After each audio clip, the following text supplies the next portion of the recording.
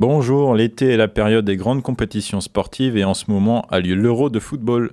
Les phases de groupe avancent très vite, nous en sommes déjà à la dernière journée des phases de groupe et pour l'instant il y a eu pas mal de spectacles avec un seul 0-0, celui de la France contre les Pays-Bas. Les Bleus qui devront être plus efficaces offensivement s'ils veulent finir premiers de leur groupe. Plusieurs équipes sont déjà qualifiées, l'Espagne et le Portugal ainsi que la Suisse et l'Allemagne qui s'affrontaient hier soir pour la première place du groupe A. Si les Suisses ont mené à partir de la 28e minute, les Allemands ont su se ressaisir à la 90e plus 2 avec un but de Niklas Füllkrug, offrant la première place du groupe à la Mannschaft. Les Allemands affronteront le deuxième du groupe C alors que les Helvètes joueront le deuxième du groupe B. Les Français ont tout intérêt à finir premier pour éviter d'être du même côté de tableau que l'Allemagne, l'Espagne et le Portugal.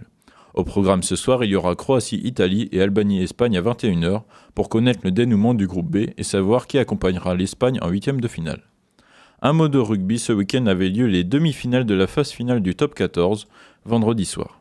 C'était une triste soirée pour nos amis rochelais battus 39-23 par les Toulousains.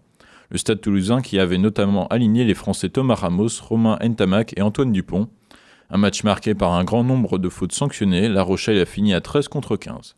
Les Toulousains, déjà champions d'Europe, pourront conclure une excellente saison vendredi à Marseille contre l'Union Bordeaux-Bègles, l'UBB qui se qualifie en gagnant 22-20 contre le Stade français. Dans les bassins maintenant, en natation, la ville de Chartres accueillait les championnats de France, mais le plus important pour les athlètes était de réaliser des temps suffisamment rapides pour valider les minima olympiques et donc se qualifier aux Jeux.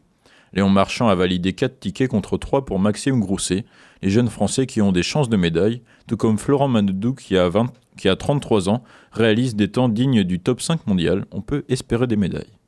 Fin de semaine dernière, d'autres championnats de France se déroulaient, ceux du cyclisme.